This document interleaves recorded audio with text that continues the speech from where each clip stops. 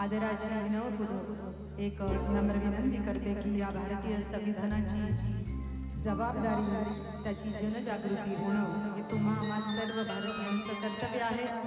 या ठिकाणी कुठलाच एक जात धर्म पंथ प्रांत प्रदेश येतच नाही, कारण या सर्वांना एका माळेत पेरून ठेवण्याचं काम या संविधानाने केलं। म्हणून आपण आजच्या दिवसाच्या या कार्यक्रमाची सुरुवातच संविधानाच्या या उद्देशित वाचनाने केली आहे आणि म्हणून आदरणीय दत्तात्रय पवार यांना मानाचा मुजरा करून हे गीत आपल्या समोर सादर करते। महाकारुण्य तथागत भगवान गौतम बुद्ध, संत श्रेष्ठ जगद्गुरु संत तुकाराम महाराज, बहुजन प्रतिपालक कुळवाडी भूषण छत्रपती शिवाजी महाराज, स्वराज्याचे दुसरे छत्रपती छत्रपती संभाजी महाराज, आरक्षणाचे जनक छत्रपती शाहू महाराज,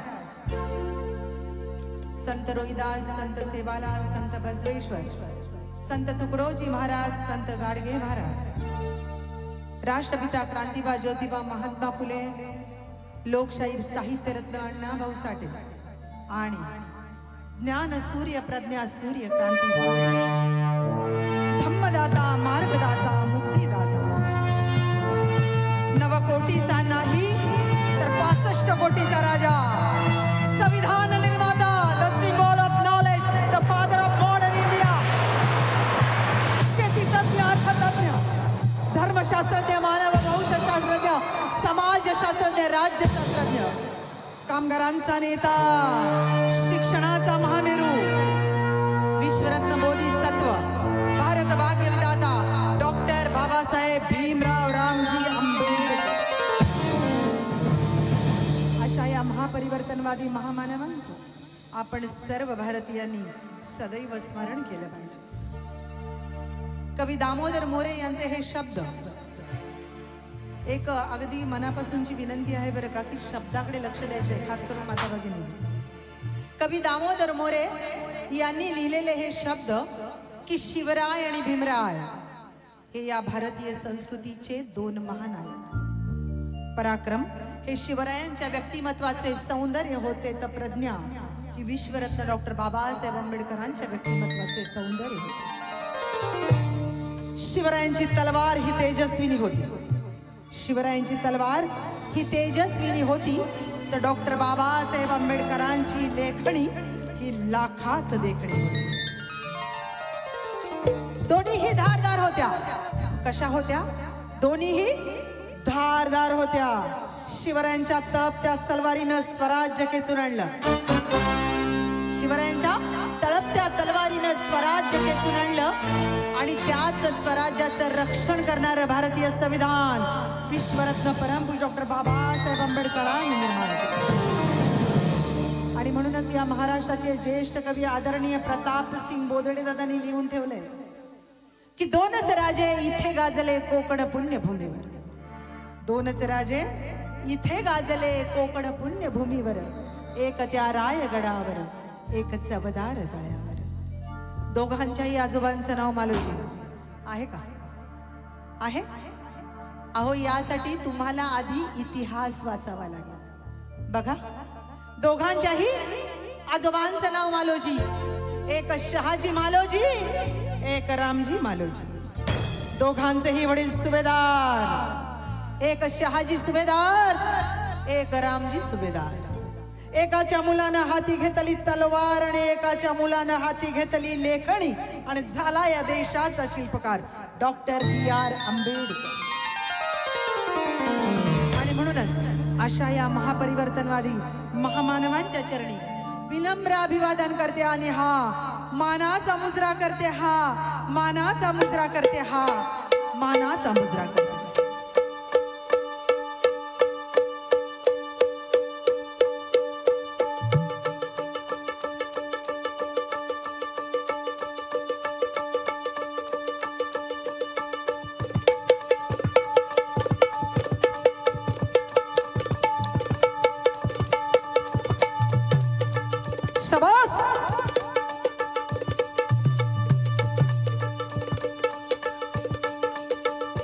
क्या बात है। महाराष्ट्रातलं ढोलकी क्षेत्रातलं एक अग्रगण्य व्यक्तिमत्व, ढोलकी सम्राट, ढोलकी खांडेकर जॉली दादांचे जावई बापू यांचे हे पट्टे शिष्य मुंबई कुर्ला या ठिकाणी राहणारे आणि बृहन्मुंबई महानगरपालिकेच्या एल वॉर्डमध्ये आपल्या सेवेत रुजू असणारे महाराष्ट्राचे उभरते ढोलकी सम्राट श्रीकांत गवळी यांच्यासाठी एकदा जोरदार टाळ्या. टाळ्या कशा वाजवायच्या? हात वर करून बघूया. क्या बात आहे मायवर. शाबास बाबा.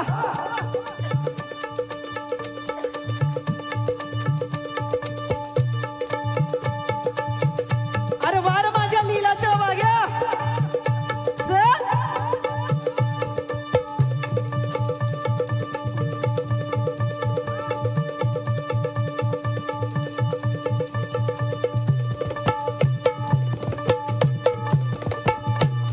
क्या बात है. मला तुमचा आवाज ऐकायचा आहे. बोला तथागत भगवान गौतम बुद्धांचा, छत्रपती शिवाजी महाराजांचा, डॉक्टर बाबासाहेब आंबेडकरांचा. शाबास. एक नीला अनेक भगवान दाही दिशा लावी दिवा. एक नीला अनेक भगवान दाही दिशा मध्ये लावी दिवा. एक वाघाचा एक सिंहाचा जवा. जिजाईचा तो शिवा, जिजाईचा तो शिवा अन भीमाईचा तो शिवा. जिजाईचा तो शिवा आणि भीमाईचा तो जिजाईचा तो शिवा आणि क्या बात है. भीमाईचा तो साऊंड दादा, माईचा आवाज येतोय. बाबा.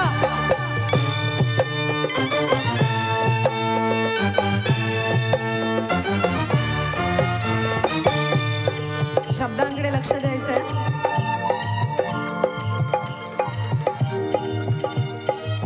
तुकोबांमुळे शिवबाने स्वराज्य गाठले. काय सांगितलं? तुकोबांमुळे शिवबाने स्वराज्य गाठले. प्रेरणेने शिवबाच्या फुलेंनी ज्ञान वाटले. प्रेरणेने शिवबाच्या फुलेंनी ज्ञान वाटले. फुलेंच्या विचारांना दिला न्याय शाहूने. फुलेंच्या विचारांना दिला न्याय शाहूने आणि समतेवर शाहूजींच्या भीमाने संविधान गाठले. समतेवर शाहूजींच्या भीमाने संविधान गाठले. आणि म्हणूनच डॉक्टर बाबासाहेब आंबेडकरांनी आम्हा सर्व भारतवासियांना एक मोलाचा संदेश दिला होता. काय सांगितलं होतं? की जो इतिहास विसरतो तो इतिहास कधीच घडवू शकत नाही आणि जो इतिहास घडवतो तो इतिहास कधीच विसरू शकत नाही. हाही एक इतिहास होता. निरक्षर मावळ्यांचा सुवर्ण इतिहास लिहून ठेवला होता शिवछत्रपती शिवाजी महाराजांनी. हाच महाराष्ट्र पहुडला होता. निश्चित निश्चित निराश ग्लानी आल्यासारखा. नव्हता शिवधर्माचा अभिमान की नव्हता स्वराज्याचा स्वाभिमान. आणि अशा वेळेला लाख लाख विजांचा कडकडाट झाला अगदी सह्याद्रीच्या दऱ्याखोऱ्यातच. आणि मग स्वराज्याच्या रक्षणासाठी छत्रपती शिवाजी महाराज यांनी हाती तलवार घेतली. ही काळाची गरज होती.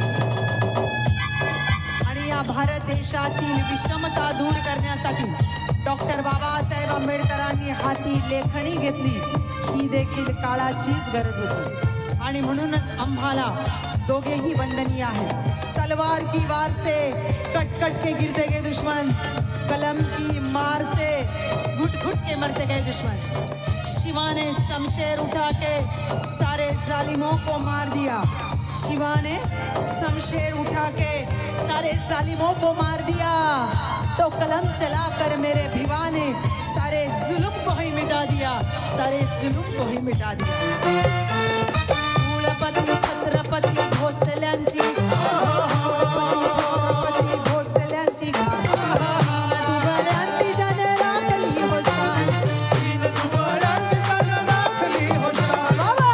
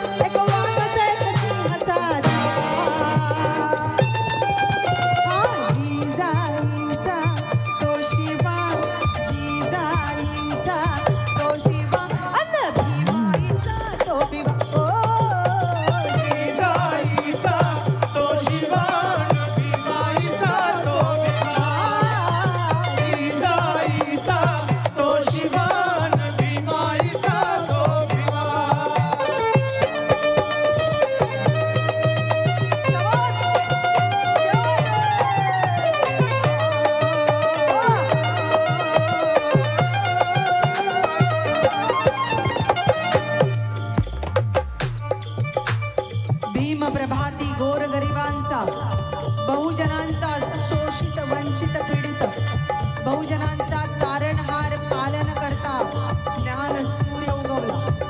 प्रवाह पतित न होता प्रवाहाच्या विरुद्ध दिशेने पोहण्याची जिद्द डॉक्टर बाबासाहेब आंबेडकरांची होती.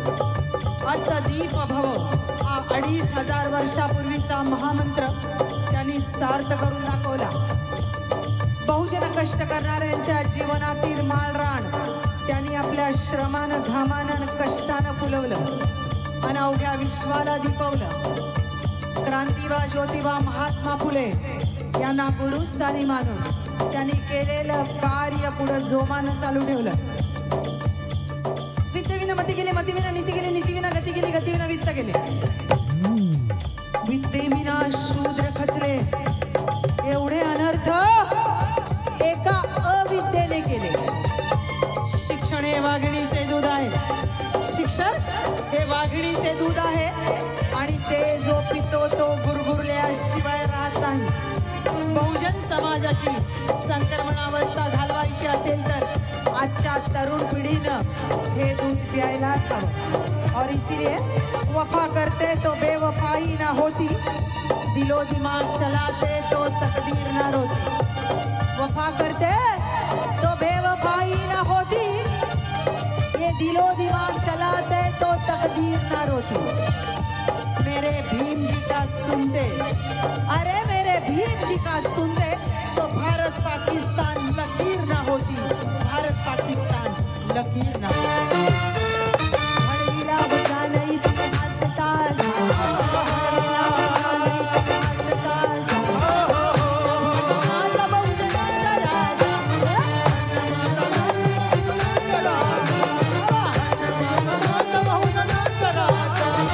ज्ञान विकून प्रबुद्ध हो मानवा, गरजेचा प्रकाशचा निर्माता हा नवा.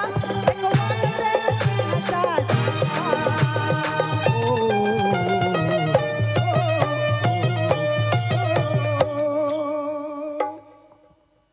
सीमाताई तुम्हाला मी ते थांबवलेलं आहे. का दादा उत्कृष्ट साऊंड सिस्टीम. एवढ्याच टाळ्या कंजूस आहात का तुम्ही? जोरदार टाळ्या वाजवा. आणि टाळ्या कशा वाजवायच्या सांगितलंय मी. शाबास. साऊंड सारखी नुसतं टाळ्या नाही तर आमच्या सगळ्या कलाकारांकडून सॅल्यूट. खूप छान. शब्दांकडे लक्ष द्या. मनुवाद कितना भी उछलने दो. बघा, मनुवाद कितना भी उछलने दो. आज कुठला दिवस आहे? संविधान दिवस आहे, 26 नोव्हेंबर. म्हणून सांगते, शब्दाकडे लक्ष द्या. मनुवाद कितना भी उछलने दो, संविधान इस देश का इलाज रहेगा. ना कौन सा कायदा रद्द होगा, ना कौन सा कायदा बदलेगा. मनुवाद कितना भी उछलने दो, संविधान इस देश का इलाज रहेगा. ना कौन सा कायदा रद्द होगा, ना कौन सा कायदा बदलेगा. फिर चाहे गांधी हो या मोदी, फिर चाहे गांधी हो या मोदी. मेरा आवाज जहां तक जा रहा है वहां तक सुनो. भीमराज की सावित्री की बेटी किसी बाप से डरती नहीं है. फिर चाहे गांधी हो या मोदी, भीमरावी भारत का बाप रहेगा.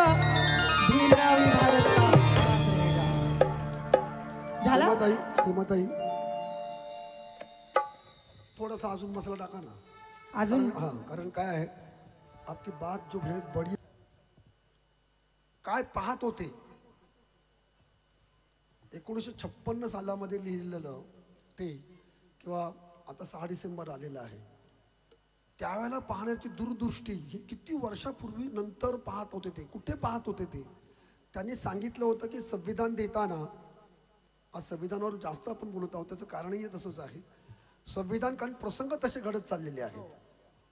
संविधान देताना बाबासाहेबांनी सांगितलं होतं हे किती चांगलं आणि किती वाईट हे त्या संविधान चालवणाऱ्या माणसावर अवलंबून असेल. संविधान चालवणारा माणूस जर चांगला असेल तर संविधान चांगलं असेल. संविधान चालवणारा माणूस वाईट असेल तर संविधान वाईट असेल. आणि आज तीच परिस्थिती आहे. केंद्रात काय आणि इथे काय, बसणारी सगळी माणसं आपण आज पाहतोय उघड्या डोळ्याने. परंतु एक दिवस आहे तो भीमा कोरेगावचा दिवस 1 जानेवारी. मला वाटतं तो किती साली घडलं होतं ते 1818 नाही आता घडलेला इतिहास 2018 2018 बघा 100व्या 100 वर्षानंतर म्हणजे अजून थोडेच वर्ष बाकी आहेत. ही जेव्हा आमची पिढी तयार होईल ना आमच्या हातून, ही जेव्हा आमची नवीन पिढी तयार होतील, ही मुलं 100 वर्षानंतर या देशाचं काही खरं नाही.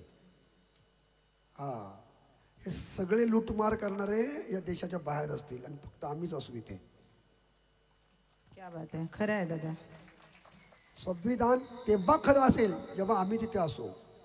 आता चालले सगळे लूटमार, सब चोरों की बारात है ये, इसमें क्या है? बरोबर ना सर, पाटिल सर? चोरों की बारात में क्या है? यही तो है, सारे चोर है, कर रहे हैं अफरातफर, इधर से उधर उधर से इधर. अरे मशीन इकडे तिकडे पळवत आहेत, काय करतायत. हे साले सगळे म्हशीला मत द्यायला पाहिजे. त्यांना म्हशीवर, यांच्या सगळ्यांच्या निशाणी म्हशी ठेवली पाहिजे. म्हशीवर रेड्यावर वरात आणि यांच्या रेड्यावर वरात काढली पाहिजे. एक मस्तपैकी अजून एक शायरी ऐकायची आहे.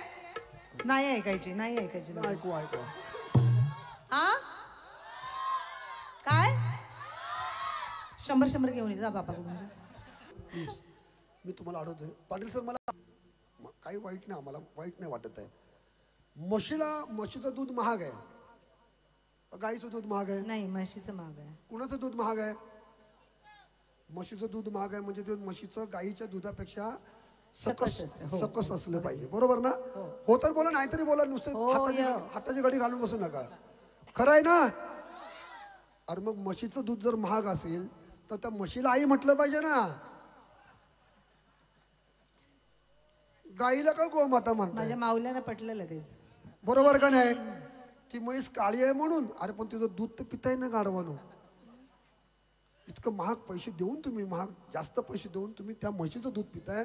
तर आता उद्यापासून तुम्ही या सगळ्यांना सांगा की गोमाता नाही मस माता म्हणा.